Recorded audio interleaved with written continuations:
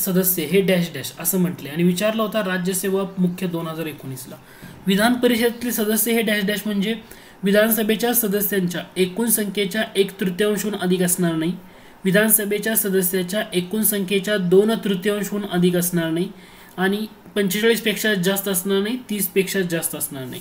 विधान परिषदेतील सदस्य म्हणतोय, विधान परिषदेतील सदस्य म्हटल्यानंतर मिनिमम किती असणार आहे, तर मिनिमम असणार आहे 40 किंवा 1/3 ऑफ विधानसभा. 1/3 ऑफ विधानसभा म्हणजे विधानसभेपेक्षा 1/3 पेक्षा जास्त असणार नाहीत अशी तरतूद आहे ना त्याच्यामध्ये.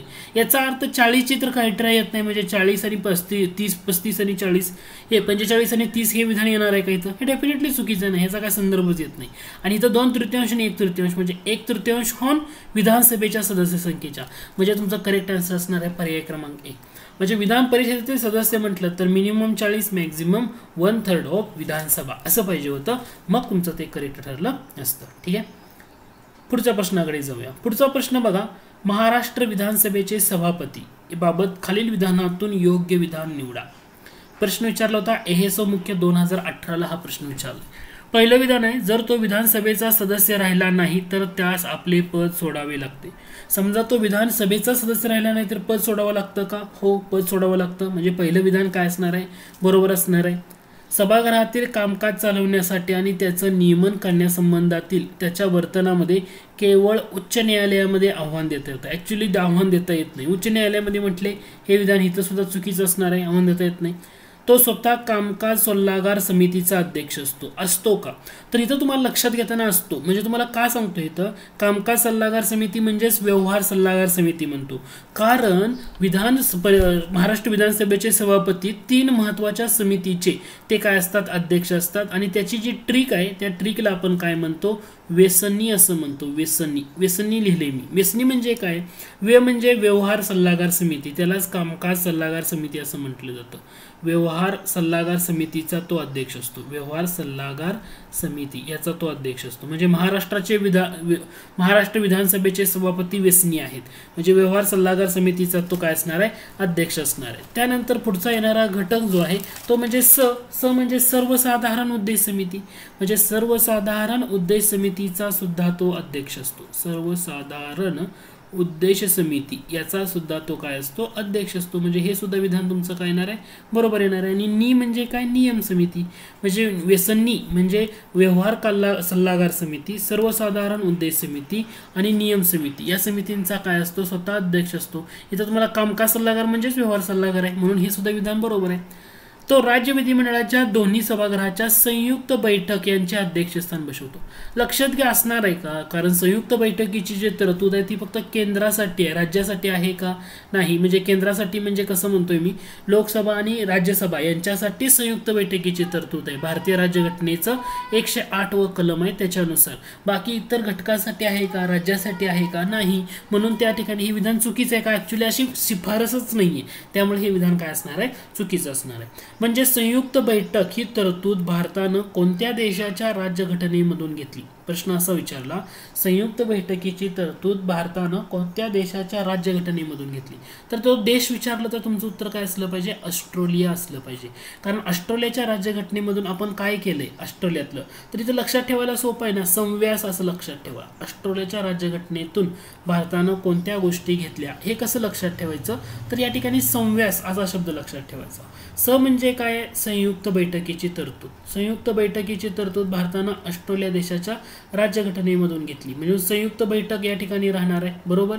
त्यानंतर व्या म्हणजे व्यापार व वाणिज्य यांचं स्वातंत्र्य. म्हणजे काय, व्यापार व वाणिज्य यांचं स्वातंत्र्य. व्यापार व वाणिज्य याचं स्वातंत्र्य हे सुद्धा कोणाकडून घेतलं, आपण ऑस्ट्रेलियाकडनं घेतलं. व्यापार व वाणिज्य स्वातंत्र्य हे सुद्धा ऑस्ट्रेलियाकडून घेतलं. आणि पुढचं म्हणजे आपली समवर्ती सूची किंवा त्याला आपण कनकरंट लिस्ट असं म्हणतो, हे सुद्धा आपण कोणाकडून घेतलं, तर ऑस्ट्रेलिया देशाच्या राज्यघटनेमधून घेतले. म्हणून म्हणजे पुढचं काय असणार आहे, समवर्ती सूची असणार आहे. म्हणजे ऑस्ट्रेलिया देशाच्या राज्यघटनेमधून ही सुद्धा तरतूद घेण्यात आलेली होती. म्हणजे संव्यास, संयुक्त बैठक, व्यापार वाणिज्य स्वातंत्र्य, समवर्ती सूची असा यामध्ये घटक येणार आहे, हे लक्षात घ्या. ठीक आहे, म्हणजे ऑस्ट्रेलिया देशाच्या राज्यघटनेतनं, कारण संयुक्त बैठक आल्यामुळे तुम्हाला हा मुद्दा पण हे दोन्ही मुद्दे तुमच्या आय होप लक्षात आले असेल. वेचणी म्हणजे काय, संव्यास म्हणजे काय, ह्या ट्रिक आहेत, ह्याला काय म्हणायचं ट्रिकनुसार तुम्ही बराचसा घटक लक्षात ठेवू शकता. मग आता काय होणार आहे, दिलेल्या विधानावरनं तुमची 2 विधानं तर चुकीची आहेत, म्हणजे 2 बरोबर आहेत. मग उत्तर काय असणार आहे, 1 आणि 3 बरोबर, 1 आणि 3 बरोबर. आलं लक्षात? ठीक आहे, जाऊया पुढच्या प्रश्नाकडे. पुढचा जो प्रश्न आहे तो आहे विधानसभेच्या सभापती विरुद्ध अविश्वास बाबत खालील विधानातून योग्य पर्याय निवडा. असा ठराव मांडण्याचा उद्देश असल्याबद्दल 1 महिन्याची नोटीस देणं आवश्यक असतं. म्हणजे काय म्हणतोय की विधानसभेच्या सभापती विरुद्ध अविश्वास ठराव मांडायचा आहे, 1 महिन्याची नोटीस द्यावी लागते का? नाही. अगोदर नोटीस किती दिवसाची द्यावी लागते? इथं 14 दिवसाची तरतूद आहे, म्हणजे 14 दिवसाच्या नोटीस द्यावी लागते अगोदर, 1 महिन्याची नाही. म्हणजे एक तर विधान चुकीचं आहे. जर एक चुकीचं असेल तर तुम्हाला बाकी काय सोडवायची गरज आहे का? बघा, इथं 1 आहे, या ठिकाणी 1 आहे, या ठिकाणी 1 आहे, म्हणजे तिन्ही विधानं चुकीचे आहेत. म्हणजे करेक्ट आन्सर तुमचं काय असणार आहे, पर्याय क्रमांक बी हे बरोबर असणार आहे. म्हणजे 2 आणि 3 हे विधान बरोबर आहे, 2 आणि 3. म्हणजे सभापती आपल्या पदावरनं दूर करण्यासंबंधीचा ठराव विचारार्थ असताना बैठकीचे अध्यक्षस्थान स्वीकारू शकत नाहीत. बरोबर आहे ना, कारण जर तुम्ही त्या सभापतीला पदावरनं दूर करायचा ठराव विचारार्थ आहे, बैठकीचे अध्यक्षस्थान कसे भूषवतील? डेफिनेटली नाही आहे. किंवा अशा प्रकारच्या ठरावाच्या प्रसंगी सभापती पहिल्याच फेरीत, म्हणजे जेव्हा पहिली फेरी असते ना त्यामध्ये मतदान करू शकतात, पण जेव्हा समान मतं झाली निर्णायक मत डेफिनेटली देऊ शकणार नाहीत. म्हणजे दुसरं आणि तिसरं विधान काय असणार आहे, बरोबर असणार आहे. लक्षात आलं? तर विधानसभेच्या सभापती विरुद्ध अविश्वास ठराव मांडण्याच्या अगोदर तुम्हाला 14 दिवसाची नोटीस देणं गरजेचं असतं. 1 महिन्याची दिल्यामुळे हे विधान इथं चुकीचं ठरतंय. आय होप हे घटक तुमच्या लक्षात आला असेल.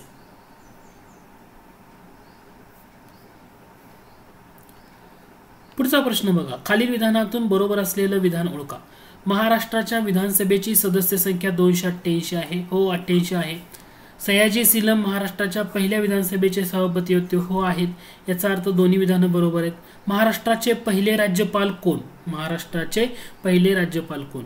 काय उत्तर असणार आहे, श्री प्रकाश हे महाराष्ट्राचे पहिले राज्यपाल होते. पहिले राज्यपाल कोण? श्री प्रकाश, हे लक्षात असू द्या. पुढचा प्रश्न आहे, विधानसभेच्या अध्यक्षाबाबत म्हणजे सभापतीबाबत खालील विधाने विचारात घ्या म्हटले. त्याचे विधानसभेचे सदस्यत्व संपुष्टात आले तर त्यास आपले पद रिक्त करावे लागते. करावे लागतं का? हो करावं लागतं. सदस्यत्व संपुष्टात आलं तर पद रिक्त करावं लागतं. आपल्या पदाचा स्वतःच्या सहीनिशी लेखी राजीनामा राज्यपालास संबोधून कोणत्याही वेळी देते. आता विधानसभेचा अध्यक्ष किंवा विधानसभेचा सभापती डायरेक्ट राज्यपालाला राजीनामा देतो का? नाही. तर तो उपसभापती जे असतील, विधानसभेचे जे उपसभापती किंवा उपाध्यक्ष म्हणतो उपसभापती, यांच्याकडेच देणार आहे ना. विधानसभेच्या उपसभापतीकडे एक सभापती प्रमुख आहेत, विधानसभेचे उपसभापती म्हणण्यापेक्षा अध्यक्ष म्हणा, तर विधानसभेचे उपाध्यक्ष कोण आहेत किंवा उपसभापती कोण आहेत त्यांच्याकडे राजीनामा देणार, राज्यपालाला थोडीच देणार आहे. यामुळे हे विधान चुकीचं ठरते. जर हे चुकीचं ठरत असेल तर इथं बघा बी आहे, इथं बी आहे, इथं बी आहे, म्हणजे हे तिन्ही ऑप्शन तुमचे इलिमिनेट झाले, ए बी सी. म्हणजे उत्तर काय असणार आहे, फक्त डी बरोबर, फक्त डी बरोबर, संपलं. म्हणजे तुमचं करेक्ट आन्सर या ठिकाणी येणारच आहे ना, येणारच आहे. ओके, विधानसभेत आता इथं बघा 4थं विधान, पदावरनं दूर करण्यासंबंधीचा ठराव तो मांडण्याचा उद्देश कळवल्यापासून निदान 1 महिन्याची नोटीस देण्यात आल्याशिवाय, 1 महिन्याच्यात आपण बघितलं का, आताच बघितलं होतं ना की 14 दिवसांची नोटीस देणं गरजेचं आहे. 1 महिन्याची म्हणजे हे पण विधान इथं काय असणार आहे, चुकीचं असणार आहे. आता ऑप्शनवरनं तुमचं उत्तर निघतंय ए, बाकी काय वाचत बसायची किंवा त्याच्यावर फोकस करायची गरज आहे का? तर थोडंसं पॉलिटीला प्रश्न सोडवताना काय करा, तर या जो घटक आहे या घटकावर ॲक्च्युली फोकस करा की तुम्हाला काय करायचं आहे, कसं नाही करायचं, त्यावरनं तुम्हाला तिथं सोडवता येईल. ठीक आहे, पुढच्या प्रश्नाकडे जाऊया. पुढचा प्रश्न आहे, खालील विधाने विचारात घ्या. विधानसभेचे कमीत कमी 60 व जास्तीत जास्त 500 सभासद असावेत. आहे का? विधानसभा म्हणतोय, विधान परिषदेला आपण काय म्हणलं होतं, 40 आणि 1/3 ऑफ विधानसभा अशी तरतूद आहे. 1/3 ऑफ विधानसभा अशी तरतूद आहे. पण विधानसभेमध्ये कमीत कमी 60 म्हणतोय, बरोबर आहे. जास्तीत जास्त 500 म्हणतोय, बरोबर आहे. म्हणजे पहिलं विधान बरोबर असणार आहे. महाराष्ट्राच्या विधानसभेची सदस्य संख्या 279 नाही आहे, 288 होती, आपण मगाशीच बघितलं, त्यामुळे हा घटक पण चुकीचा आहे. सिक्कीम राज्याच्या विधानसभेची सदस्य संख्या 32 आहे का? हो आहे. याचा अर्थ तुमचं 1 आणि 3 बरोबर आहे. 1 आणि 3 म्हणजे ए आणि सी बरोबर आहे, म्हणजे पर्याय क्रमांक 3 ही बरोबर असणार आहे. आता सिक्कीम राज्याच्या बाबतीमध्ये थोडासा घटक चर्चेत घ्या. सिक्कीम, कारण सिक्कीम देशाच्या राज्यघटनेबाबत फोकस केला तर तुम्हाला 2 घटना दुरुस्ती फोकस करायची आहेत. पहिली घटना दुरुस्ती येते ती म्हणजे 35वी घटना दुरुस्ती की जी, आणि दुसरी घटना दुरुस्ती लक्षात ठेवायची ती म्हणजे 36वी घटना दुरुस्ती. आता सिक्कीम राज्याबाबत लक्षात घेताना 35व्या घटना दुरुस्तीनं सिक्कीमला आपण काय केलं होतं, तर या सिक्कीमला सुरुवातीला प्रोटेक्टेड स्टेट म्हणून दर्जा दिला होता, तर त्याला आपण सहयोगी राज्याचा दर्जा दिला, सहयोगी राज्याचा दर्जा दिलेला होता. आणि 36व्या घटना दुरुस्तीनं काय केलं, तो सहयोगी राज्याचा दर्जा काढून टाकला आणि भारतातलं राज्य म्हणून त्याला दर्जा दिलेला होता. म्हणजे अगोदर सिक्कीम जेव्हा भारतात समावेश झालं त्याला संरक्षित क्षेत्र किंवा प्रोटेक्टेड स्टेट म्हणून त्याला आपण मंजुरी दिलेली होती भारतात जॉईन होताना. 35व्या घटना दुरुस्तीनं त्याला सहयोगी केलं आणि 36व्या घटना दुरुस्तीनं सिक्कीमला भारताचा राज्य म्हणून घटक बनवण्यात आलेला होता. त्यामुळे तो एक घटक आहे की ज्याच्यावर तुम्ही थोडंसं फोकस करू शकता. ठीक आहे. पुढचा प्रश्न बघा. विधानसभा अध्यक्षाबाबत खालील विधानातून कोणतं विधान चुकीचं आहे ते ओळखा. विधानसभा अध्यक्षास पदावरून दूर करण्याचा ठराव विचाराधीन असताना त्यांना सभागृहाचे अध्यक्षस्थान स्वीकारता येणार नाही, हे विधान बरोबर आहे, स्वीकारता येतच नाही. त्यांना सभागृहात उपस्थित राहून कामकाजात भाग घेता येणार नाही, असं आहे का? तर त्यांना सभागृहात उपस्थित राहून कामकाजामध्ये भाग घेता येतो पाहिजे होतं, येत नाही म्हटल्यामुळं हे विधान इथं चुकीचं आहे. त्यांना भाग घेता येतो ना, सभागृहात उपस्थित राहतात आणि कामकाजामध्ये भाग घेऊ शकतात. ठीक आहे. त्यांना अशा ठरावावर अन्य सामान्य सभासदाप्रमाणे फक्त पहिल्याच फेरीत मतदान करता येतील, फक्त पहिल्याच, बरोबर आहे ना, पहिल्याच फेरीत ते मतदान करू शकतात. आणि त्यांना अशा ठरावावर समसमान मत विभागणी झाल्यास निर्णायक मत देता येणार नाही, म्हणजे हे सुद्धा विधान बरोबर आहे. म्हणजे फक्त पहिल्याच फेरीत करू शकतात. आणि विधानसभा अध्यक्षाबाबत जर तुम्हाला अविश्वास प्रस्ताव आणायचा असेल तर सुरुवातीला 14 दिवसाची नोटीस द्यावी लागते किंवा पूर्वसूचना द्यावी लागते. हा घटक इथं महत्वाचा आहे. त्याच्यानंतर महाराष्ट्र विधान परिषदेबाबत खालील विधानातून योग्य पर्याय निवडा असं म्हटलंय. आता इथं बघा 26 सदस्य स्थानिक स्वराज्य संस्थांकडून निवडले जातात, 26 सदस्य विधानसभा सदस्याकडून निवडले जातात, 30 सदस्य विधानसभा सदस्य. ऍक्च्युली हा घटक आहे काय, तर इथं तुम्ही एक फोकस करा की तुम्हाला एक जनरल गोष्ट आहे की तुम्हाला विधान परिषदेच्या रचनेबाबत कसं असतं. तर अगोदर मी थोडंसं सांगतो आणि मग त्या प्रश्नाकडे जाऊया. सुरुवातीला कसं असतं, 1/3 सदस्य जे असतात विधान परिषदेमधले तर हे विधानसभेकडनं निवडून दिले जातात. 1/3 सदस्य कुठून दिले जातात, विधानसभेकडनं निवडून दिले जातात, बरोबर, त्या सदस्याकडनं. 1/3 सदस्य कोणाकडून निवडून दिले जातात, तर ते स्थानिक स्वराज्य संस्था ज्या आहेत या स्थानिक स्वराज्य संस्थेकडून 1/3 सदस्य निवडून दिले जातात, 1/3. ठीक आहे. त्यानंतर 1/12 हे पदवीधर मतदारसंघ जो असतो त्यांच्याकडून निवडून दिले जातात, पदवीधर मतदारसंघाकडून निवडून दिले जातात. त्यानंतर 1/12 हे कशाकडून असतात, शिक्षक मतदारसंघाकडून असतात. म्हणजे पदवीधर मतदारसंघ, शिक्षक मतदारसंघ जसे रिसेंटली इलेक्शन चर्चेत होत्या. आणि 1/6 1/6 हे काय असतात, राज्यपालाकडून नॉमिनेट केले जातात. म्हणजे राज्यपालांकडून ते काय केलं जातं, नॉमिनेट केलं जातं 1/6. ठीक आहे.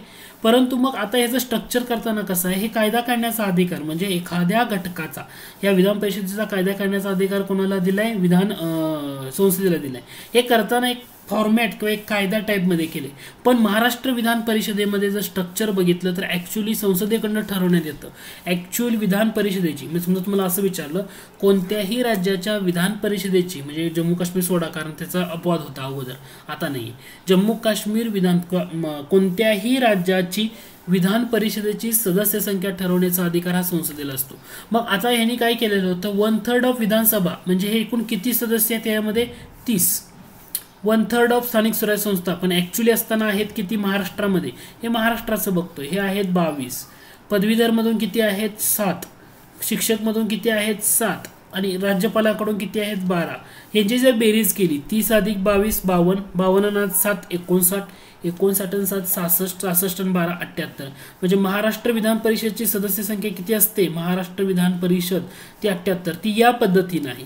याचा अर्थ असा नाही की 1/3 म्हणजे हे दोन्ही सारखंच असेल, असं नाहीये. हे स्ट्रक्चरमध्ये फरक आहे. हे म्हणजे फक्त तुम्हाला एक स्ट्रक्चर आहे कायदा टाईपमध्ये की एवढं तुम्हाला असावं लागतं असं म्हटले, पण ऍक्च्युली असताना 1/3 म्हणजे अशा पद्धतीने दिलेलं आहे. 30, 22, 7, 7, 12 ऍक्च्युली सदस्य संख्या. मग इथं दिलेल्या प्रश्नामध्ये काय होतं तुम्हाला? इथं दिलेल्या प्रश्नामध्ये कन्फ्यूज काय केलंय? कारण इथं तुम्हाला हा जो प्रश्न होता, हा नाही, हा प्रश्न याच्यामध्ये 26 दिले ना, म्हणजे 26 त्रिक 78 म्हणतो ना, म्हणून 1/3 म्हणजे 26 असेल असं तुम्हाला वाटतंय, पण ते ऍक्च्युली आहे का? हे दोन्ही चुकीचं आहे. 30 सदस्य विधानसभा सदस्याकडून निवडले जातात, 22 सदस्य स्थानिक स्वराज्य संस्थेकडून निवडले जातात, म्हणून इथं 3 आणि 4 हे विधान बरोबर आहे. लक्षात येते का? हे तुमचं करेक्ट आन्सर असणार आहे. त्याचं रिझन काय आहे? त्याचं रिझन आहे हा घटक. तर इथं तुम्हाला लक्षात राहू दे, विधानसभा, स्थानिक स्वराज्य संस्था, पदवीधर, शिक्षक आणि राज्यपालाकडे नॉमिनेट 30, 22, 7, 7, 12 आणि परीक्षेला याच्यावर विचारलं जातं. हा घटक महत्वाचा आहे, कारण सध्या इलेक्शन झाले, तो मुद्दा चर्चेत. ठीक आहे, पुढच्या प्रश्नाकडे जाऊया. पुढचा प्रश्न आहे अयोग्य विधान ओळखा. म्हणजे आता जम्मू काश्मीर विधान परिषद सध्या बरखास्त झाली आहे, पण अगोदर होताना त्याच्यामध्ये काहीतरी स्ट्रक्चर, तो स्ट्रक्चर तुम्हाला लक्षात घेणं गरजेचं आहे. काय स्ट्रक्चर होतं किंवा कसं? ओके, हा घटक तुम्हाला महत्वाचा आहे. ओके, ठीक आहे. अयोग्य विधान ओळखा. जम्मू काश्मीर विधान परिषदेमध्ये 36 सदस्य आहेत किंवा होते. पहिल्यांदा होते का? होते. सिक्कीमच्या विधानसभेत 32 होते का? होते. विधान परिषदेचे 1/3 सदस्य पदवीधर मतदारसंघाकडून, आपण आत्ताच बघितलं ना, पदवीधर म्हटलं की 1/12 पाहिजे, 1/3 दिले म्हणजे हे चुकीचंच आहे ना. दर 2 वर्षांनी विधान परिषदेचे 1/3 सदस्य निवृत्त होतात, बरोबर आहे ना. त्यामुळे इथं फक्त 1/3 दिले, त्याच्याऐवजी 1/12 पाहिजे होतं, मग ते करेक्ट ठरलं असतं. पुढचा प्रश्न बघा. भारतीय राज्यघटनेच्या कलम 171 सब ऑप्शन 1 नुसार, म्हणजे पर्टिक्युलर कलम विचारले, विधान परिषदेची सदस्य संख्या. विधान परिषद सदस्य संख्या म्हटल्यानंतर काय असतं? मिनिमम 40 आणि मॅक्झिमम 1/3 ऑफ विधानसभा. ओके, म्हणजे विधानसभेपेक्षा 1/3 याच्यापेक्षा जास्त नसू नये. आता विधानसभेच्या सदस्य संख्येच्या 1/3 सदस्यापेक्षा अधिक नसावी, हो. 40 पेक्षा कमी नसावी, हो. मग इथं तुम्हाला राज्याच्या लोकसंख्येच्या प्रमाणात असावी, कारण तुम्हाला विचारताना राज्यघटनेतलं कलम विचारले, म्हणजे हे नाहीच आहे. याचा अर्थ 1 आणि 2 बरोबर, म्हणजे पर्याय क्रमांक 2 बरोबर. ए आणि बी हे तुमचं करेक्ट आन्सर असणार आहे. ए आणि बी हे तुमचं करेक्ट आन्सर असणार आहे. आय होप हा घटक तुम्हाला लक्षात आला असेल. ठीक आहे. पुढचा प्रश्न, खालील विधाने विचारात घ्या. विधानसभेनं मंजूर केलेलं विधेयक वित्तीय विधेयकाव्यतिरिक्त विधान परिषदेनं फेटाळलं अथवा 3 महिन्याच्या कालावधीत मंजूर केलं नाही तर ते विधेयक पुन्हा मंजूर करेल, म्हणजे विधानसभा पुन्हा मंजूर करेल आणि पुन्हा ते विधान परिषदेकडे पाठवेल. समजा विधानसभेने मंजूर केलेलं एक विधेयक आहे आणि त्यांनी काय केलं, ते विधान परिषदेकडे पाठवलं. विधान परिषदेने एकतर फेटाळलं असेल किंवा 3 महिने त्या कालावधीमध्ये ते मंजूर केलं नाही, तर पुन्हा विधानसभा मंजूर करेल आणि विधान परिषदेकडे पाठवेल असं म्हटलं. म्हणजे पहिलं विधान बरोबर आहे. वित्तीय विधेयकाव्यतिरिक्त पुन्हा ते विधेयक काय होईल? दुसऱ्या प्रसंगी विधान परिषदेनं पुन्हा काय केलं, ते विधेयक पुन्हा फेटाळलं अथवा 1 महिन्याच्या आत मंजूरच केलं नाही. पुन्हा फेटाळलं आणि 1 महिन्याच्या आत मंजूर केलं नाही तर ते विधेयक दोन्ही सभागृहाकडनं मंजूर झाले असे समजले जाईल. म्हणजे विधानसभेने एखादं सामान्य विधेयक असेल, म्हणजे वित्तीय विधेयक सोडून ते जर मंजूर केलं तर विधान परिषदेकडे पाठवलं. विधान परिषद काय करू शकतो? पहिल्यांदा 3 महिने त्याला काहीच करू शकत नाही किंवा 3 महिने मंजूर केलं नाही, 3 महिने अडवू शकतो. पुन्हा विधानसभा काय करेल? पुन्हा मंजूर करेल ते विधेयक आणि पुन्हा विधान परिषदेकडे पाठवेल. विधान परिषद पुन्हा काय करेल? 1 महिना अडवून ठेवेल. मग अशा वेळी काय होतं? जास्तीत जास्त 4 महिने सामान्य विधेयक विधान परिषद अडवून ठेवू शकतं. तर अशा वेळी काय म्हटलं जातं? ते विधेयक विधानसभेनं मंजूर केलं असं गृहीत धरलं जातं. म्हणजे विधानसभा आणि विधान परिषद दोघांनीही मंजूर केलं असं गृहीत धरलं जातं. कारण तुम्ही विधान परिषद एखादं विधेयक जास्तीत जास्त सामान्य विधेयक वित्तीय विधेयका सोडून हे फक्त जास्तीत जास्त 4 महिने रोखून धरू शकतं. पहिल्यांदा 3 महिने आणि नंतरदा 1, म्हणजे इथं 3 महिने नंतरदा 1 असं एवढं करू शकतं. आता जर एखादे विधेयक विधान परिषदेकडनं मंजूर झालं आणि विधानसभेकडे आलं, मग विधानसभेने फेटाळलं तर विधेयक संपुष्टात येतं. म्हणजे एक लक्षात घ्या, विधान परिषदेला अधिकार असताना थोडेसे कमी आहेत ॲज कम्पेअर टू विधानसभा. याचा अर्थ काय आहे? तुमचं ABC सर्वच्या सर्व विधानं बरोबर आहेत. तर हे घटक तुम्हाला इथं फोकस करावा लागेल. ओके, अर्थविधेयक असेल तर ते कुठं म्हटलं जातं? समजा अर्थविधेयक आहे, एक अर्थविधेयक आहे, मी समजा असं म्हटलं एक अर्थविधेयक किंवा वित्तीय विधेयक किंवा धनविधेयक आहे, अर्थविधेयक आहे, धनविधेयक आहे. हे पहिल्यांदा कुठं मांडलं जातं? विधानसभेमध्ये मांडलं जातं का विधान परिषदेमध्ये? अर्थविधेयक म्हटलं तर केवळ विधानसभेमध्ये मांडलं जातं, केवळ विधानसभेमध्ये मांडलं जातं. ठीक आहे. मग विधेयकाला राज्यपालांची शिफारस लागते का? राज्यपाल शिफारस असणारच आहे ना, राज्यपालांची शिफारस लागते का? तर डेफिनेटली असणार आहे. मग हे विधेयक खाजगी सदस्याकडनं मांडलं जाऊ शकतं का? खाजगी सदस्य नाही मांडलं जाऊ शकत. म्हणजे जो सरकारी सदस्य आहे किंवा मंत्री आहे ना, तोच ते विधेयक मांडू शकतो. सरकारी सदस्य किंवा जो मंत्री आहे ना, तोच ते विधेयक मांडू शकतो. म्हणजे तुम्हाला ह्यामध्ये ना वेगवेगळे मुद्दे आहेत ना, त्याच्यावर फोकस करा. आणि दुसरी गोष्ट, हे अर्थविधेयक असेल तर विधान परिषद काय करू शकेल? अर्थविधेयक असेल तर हे विधान परिषद काय करू शकेल? तर विधान परिषदेला जसं सामान्य विधेयकाच्या बाबतीमध्ये विधान परिषदेला पहिल्यांदा 3 महिने तुम्हाला ते रोखून ठेवू शकतं, दुसऱ्या वेळी 1 महिने, म्हणजे टोटल 4 महिने सामान्य विधेयकाच्या बाबतीमध्ये विधान परिषद रोखून ठेवू शकतं. मात्र अर्थविधेयकाच्या बाबतीमध्ये विधान परिषद फक्त 14 दिवस त्याला रोखून ठेवू शकतं. म्हणजे 14 दिवसाचाच त्यांना अडवू शकतं, नाहीतर त्यांना बाकी काही नाही. म्हणजे हा फरक आहे, डिफरन्स आहे, ह्या तुम्हाला इथं लक्षात घेणं गरजेचं. ठीक आहे. जाऊया पुढच्या प्रश्नाकडे. पुढचा जो प्रश्न आहे, राज्य विधिमंडळ सदस्यांना असलेल्या विशेष अधिकारासंबंधी कोणते विधान बरोबर आहे ते ओळखा. राज्य विधिमंडळाचं अधिवेशन चालू असताना त्यांना अटक करता येते का? लक्षात घ्या, जेव्हा राज्य विधिमंडळाचं अधिवेशन चालू असेल तर त्यांना अटक करता येत नाही. पहिलं विधान बरोबर आहे. राज्य विधिमंडळाचे अधिवेशन सुरू होण्यापूर्वी 40 दिवस अगोदर त्यांना अटक करता येत नाही. म्हणजे राज्य विधिमंडळाचं अधिवेशन होणार आहे पण 40 दिवस अगोदर तुम्ही त्यांना अटक करू शकत नाही. किंवा राज्य विधिमंडळाचं अधिवेशन संपलं, मग इथं तिसरं विधान म्हणते ते चुकीचं आहे, कारण अधिवेशन संपलं तरी सुद्धा 40 दिवस त्यांना अटक करता येत नाही. म्हणजे एक राज्य विधिमंडळाचं अधिवेशन सुरू होण्या अगोदर 40 दिवस त्यांना अटक करता येत नाही, किंवा राज्य विधिमंडळाचं अधिवेशन संपल्यानंतर 40 दिवसानंतर सुद्धा त्यांना अटक करता येत नाही. म्हणजे 40 दिवसांचा त्यांना तिथे मिळणारा विशेष अधिकार आहे. ठीक आहे. अटकेबाबतचा विशेष अधिकार जर म्हटलं, अटकेबाबतचा हा दिवाणी आणि फौजदारी खटल्याबाबत नसतोच, त्याच्यामुळे हे विधान पण इथं चुकीचं आहे. दिवाणी खटल्याबाबत असतो, फक्त दिवाणी खटल्याबाबत. ओके, पण ते फौजदारी खटल्याबाबत डेफिनेटली नसतो. ह्याच्यामध्ये पण बरेच तरतुदी आहेत. यामुळे इथं फौजदारी दिल्यामुळे डेफिनेटली चुकीचं आहे. फक्त 1 आणि 2 हे तुमचं काय असणार आहे? बरोबर विधान असणार आहे. खालीलपैकी कोणते विधान चुकीचे आहे ते ओळखा. विधान परिषदेत अर्थसंकल्पावर मतदान नसते. विधान परिषदेत अर्थसंकल्पावर मतदान नसते. बरोबर का? डेफिनेटली नसतं. विधान परिषदेत अर्थसंकल्पावर केवळ 4 दिवस चर्चा होते. हो, हे बरोबर आहे, केवळ 4 दिवस. इथं 24 दिवस दिल्यामुळे हे चुकीचं आहे ना. बाकी बघायची गरज आहे का? बघायची गरज आहे का? पर्याय क्रमांक 3च हा या ठिकाणी चुकीचा आहे. त्यानंतर पुढचा प्रश्न आहे, महाराष्ट्र राज्यात कनिष्ठ सभागृहात कामकाज सुरू करण्यासाठी ग्रहात काय असावं लागतं? आता महाराष्ट्र राज्यात कनिष्ठ सभागृह म्हणजे महाराष्ट्र विधानसभा. बरोबर. विधानसभा म्हटल्यानंतर महाराष्ट्र विधानसभेसाठी सदस्य संख्या किती आहे? 288. बरोबर. आणि आपण विधानसभेसाठी घनसंख्या किती म्हणतो? 1 असली पाहिजे. म्हणजे या 288ला 1 म्हणजे गुणुले 1/10 केलं तर ही सदस्य संख्या किती येणार आहे? 28.8 येणार आहे. म्हणजे 28.8 म्हणजे अप्रॉक्सिमेटली 29 सदस्य असावे लागतात. जर 28 सदस्य धरले तर हे 1 होतं का? 288च्या 1 पेक्षा कमी होतं ना. मिनिमम 1 असावे लागतात. म्हणून महाराष्ट्र विधान परिषदेमध्ये जेव्हा, म्हणजे महाराष्ट्र विधान परिषद नाही, विधानसभा म्हणतोय, कारण कनिष्ठ ग्रह म्हणजे विधानसभा. महाराष्ट्र राज्यात कनिष्ठ ग्रहात कामकाज सुरू करण्यासाठी त्या ग्रहामध्ये 29 सदस्य असावे लागतात. किती सदस्य असावे लागतात? 29 सदस्य. लक्षात येते का? ओके, आय होप हा घटक तुमच्या लक्षात आला असेल.